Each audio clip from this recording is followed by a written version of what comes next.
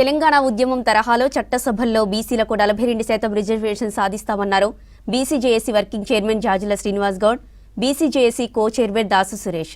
November 2న హైదరాబాద్లో బీసీల విస్తృత స్థాయి సమావేశం నిర్వహిస్తామన్నారు.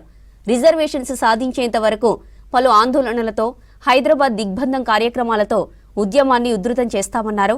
ఇక కేంద్ర ప్రభుత్వం మంత్రులు, ప్రతిపక్ష నేతలను కలిసి బీసీ బిల్లు చట్టబద్ధత కోసం కృషి చేస్తామన్నారు.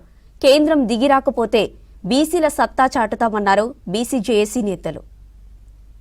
తెలంగాణలో కులగణన చేసి 42% రిజర్వేషన్లు పెంచుతామని చెప్పి కామారెడ్డి డిక్లరేషన్ చేసింది. దానికి కట్టుబడాలే, అది అమలు చేసిన తర్వాతనే ఎన్నికలు నిర్వహించాలని చెప్పి ఇందులో ఒక్క సంఘం కాదు, 2 సంఘాలు కాదు, అందరం సమిష్టిగా ఎవరికి తోచిన పద్ధతిలో వారందరం పోరాటం చేసి రాష్ట్ర ప్రభుత్వం మీద ఒత్తిడి పెంచి ఇలా 22 నెలలైనా స్థానిక సంస్థల ఎన్నికలు జరగకుండా బీసీ రిజర్వేషన్లు పెంచే వరకు ఎన్నికలు నిర్వహించొద్దని చెప్పి సుదీర్ఘకాలంగా పోరాటం చేస్తున్నాం. 18వ తారీఖు నాడు బంద్ పిలిపివ్వడం జరిగింది. ఆ బంద్కు మీరు చూశారు, ఒక చరిత్ర. తెలంగాణ వచ్చినాక ఒక చారిత్రాత్మకంగా జరిగినటువంటి బంద్ మొన్న బీసీ బంద్. ఈ బంద్లో సబ్బండ వర్గాలు పాల్గొన్నారు. ఒక బీసీలే కాదు, మాకు మద్దతుగా ఎస్సీ సమాజం, మాకు మద్దతుగా గిరిజన సమాజం, మాకు మద్దతుగా ఆదివాసీ సమాజం, మాకు మద్దతుగా అగ్రకుల సమాజం కూడా ఇవాళ బంద్లో పాల్గొన్నారు. రాష్ట్రంలో, కేంద్రంలో ఉన్నటువంటి పాలకులకు సెగ తగిలిందనే విషయాన్ని గుర్తుపెట్టుకోవాలి.